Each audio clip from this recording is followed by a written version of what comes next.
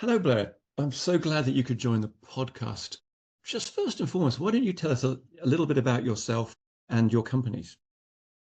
Thank you for inviting me. I'm really happy to be here at A Hair Above and excited to see your podcast grow. It's always interesting to talk to other colleagues in the industry. I've been in advertising probably 40 years. Actually, I started out as a writer and I was in the Midwest and wanted to write non or fiction and be a best-selling author, but realized that was hard, especially in the middle of the Midwest before faxes and email or anything. So it was all by mail. And I realized you'd send your query off, wait to get an answer back and all those things. And then I started writing nonfiction articles, which was easier to get it published, and I would do research and so forth. So that was exciting. Was doing the nonfiction. I was writing for Successful Farming and other agriculture magazines. I found out about a Food Security Act where they wanted to give money to landowners and operators in the Midwest to tell them how to conserve their land and how to plant crops on it to conserve it so that because there was a glut of grain in the market. And so they needed to get information out to landowners and operators. I was doing advertising and I was also teaching at the community college when things were starting to get a little more automated. It was still cut and paste, but I knew I could do newsletters and mass produce those. Printers were just coming around. So I kind of patchworked my first business doing newsletters back then in the very early 80s. And then it eventually just evolved into advertising. I moved to California a little before the .com era, and I was publishing magazines out there. Napa Valley Compass and Visitor Bureau, the San Jose Jazz Festival, fun, nice, high-end, glossy, Villa Montalvo Music Festival, fun things that were fun to shoot and advertise. But I was working alongside newspaper industry people who everyone's competing for the same ad dollars in Silicon Valley. So you'd run into the same people. But I knew internet was kind of coming along in .com era, and I kept saying that the newspapers then in the magazine world, we better watch out for this because it's going to take advertising dollars. And the newspaper industry totally poo-pooed it. And they're like, there's no way that's going to take any advertising dollars. It's air. No way can they figure out how to price it or anything. So they really ignored it as a threat for a long time. But I kind of kept my ear to the ground on it and when I realized I was doing nonfiction articles and publishing and advertising and building my team out and so forth. But I was kind of learning about the internet at the time, and we would do press releases for people back then. There was a great way to get the word out. You could get some notoriety for somebody, get them in their business journal, or maybe get them interviewed for something else. But while when people were just starting to get emails, they had no idea what to do with an email really, but people were just starting to get online and people were just barely getting websites. But I would notice when we would run a press release, they would get distributed online. And if there was a link to a website, there was no rules back then. It would immediately shoot to the top of the ranking. So whatever the headline was in my press release, like, widget maker finds best new coating for widgets in Silicon Valley, and then his website address, that would automatically be a searchable thing in best new company. And then so I'm like, wow, this is like a great way to get people. And it was like how, my customers, and we were doing press releases like crazy and was really working. And then I was sold or quit publishing, sold my publications, and was really trying to figure out how to build a repeatable, scalable something with the internet on selling ads, right? I wanted to try to make something that was, repeatable, scalable. People can go on and buy ads themselves kind of thing. At the time, I knew that newspapers had networks, so like groups of newspapers, you can buy one ad and get a classified ad in it. It would go on all the newspapers. So I put together an online system or online form related, just list all the newspaper networks, Southwest, 8 million distribution, 25 word classified ad, national, 22 million, the National Newspaper Network, 22 million distribution. So it was little classified without a border that had the URL in it. So you put one of those classifieds in, and it was doing the same thing the press release is and taking people to the top of the rankings and stuff. So, and it was also like a very easy direct response. This was back in the day when 1-800, like 1-800 work from home, 1-800 anything, And so I had that kind of form going on. And then my sister was an immigration attorney in the Bay Area. And she was telling me, Blaire, my paralegals are on the phone all the time with the newspapers because part of the immigration process was letting American citizens, that when you wanted to bring someone in from outside the country, you had to let American citizens know there was a job available if you bring them in on a work visa, that they're, give Americans a chance to, see that job is available. So you had to put it in the local newspaper, the largest newspaper in which that job was offered. And she said the newspapers, not always answering, hard to get a hold of, and so it was costing a lot of time and money. Law offices to have their paralegals trying to just place an ad. So I made a online form for all the newspapers, whole process for that. So I had these processes, and then we were also doing general advertising. And then I moved my company to Florida and had that going on. And actually then it kind of evolved into all media, especially we were doing a lot of work with radio. So we were doing a lot of work with direct response, the classifieds in the radio, on terrestrial radio, find groups of blocks of radio. So all the 1-800 commercials you used to hear, LifeLock, it was before 1-800 Flowers was so big, like Harry and Dave was a client, before they were sharing berries with a client, before they were bought out by that.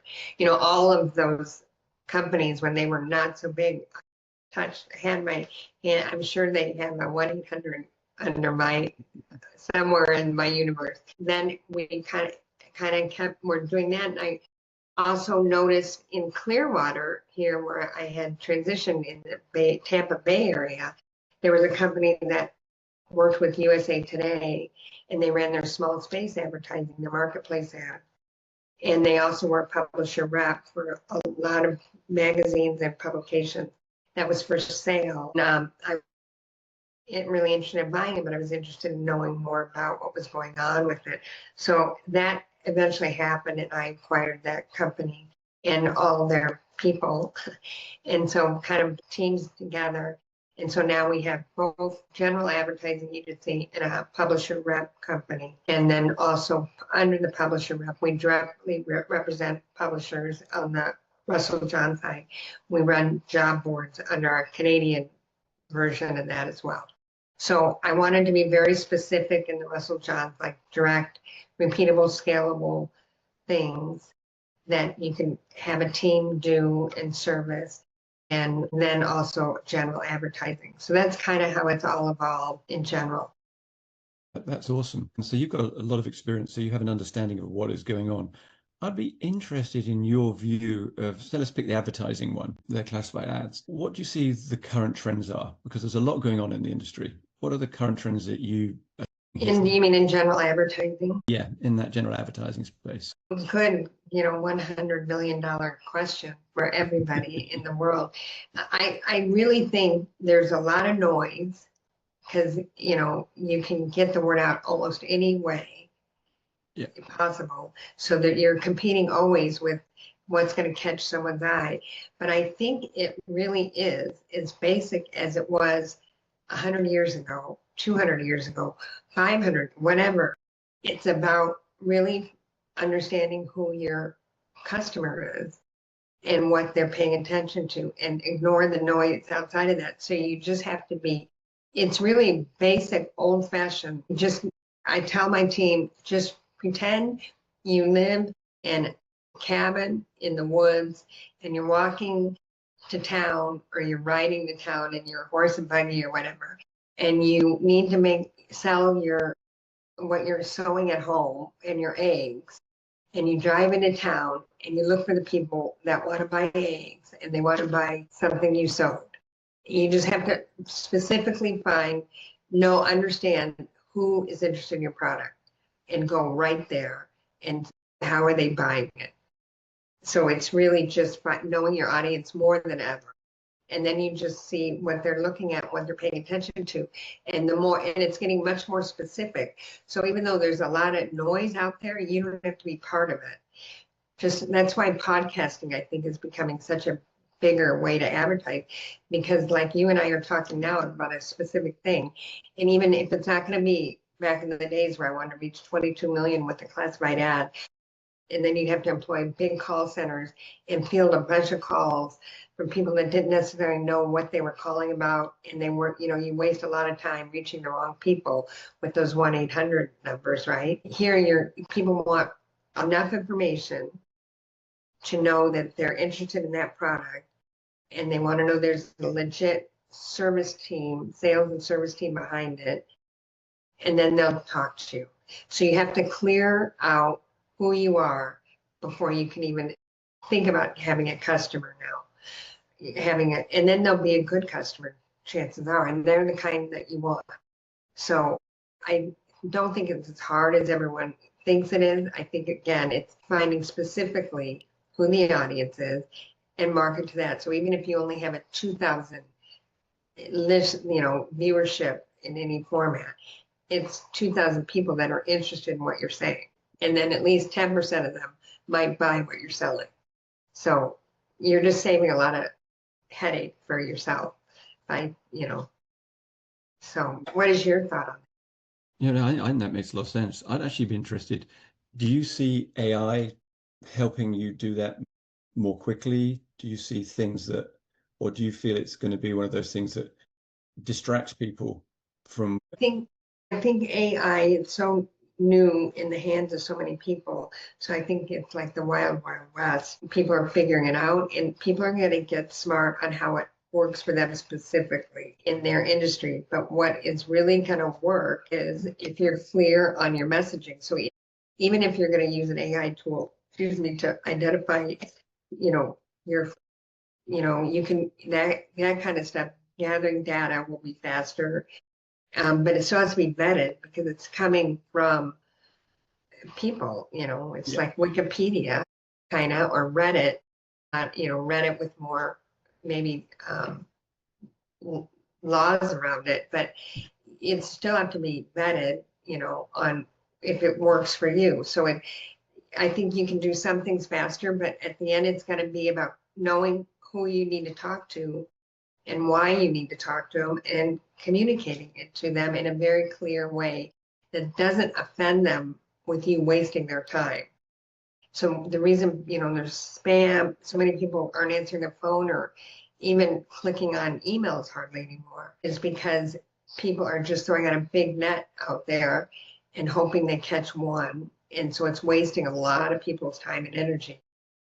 And people are annoyed by it. So if you raise above that and you make it clear to them that you really understand what their product is and you legit think you have something that will work for them, and you'd like to show it to them, they'll listen to that for sure. Absolutely. That makes a lot of sense. So, with the things that are going on, as you said, and people are going to learn AI, if you were looking 12 months ahead and you had a crystal ball, I know it's a tough one. What do you think is going to happen or go differently in your industry? This could be a long pause. I don't know that there's going to be anything that's going to be dramatically different in how things are moving now and within 12 months, other than people are going to get more skilled at using AI. I think that's going to be a quick learning curve. I think people are going to realize if they're going to use it, they're going to have to make it look like they're not using it. So people are going to get really good at that. So I think AI is going to cause some confusion in how, and maybe some leeriness in how people respond. So I don't think AI is going to make anybody's life easier real fast. I think it's going to cause a little bit of confusion, but I think people are going to get really good at it.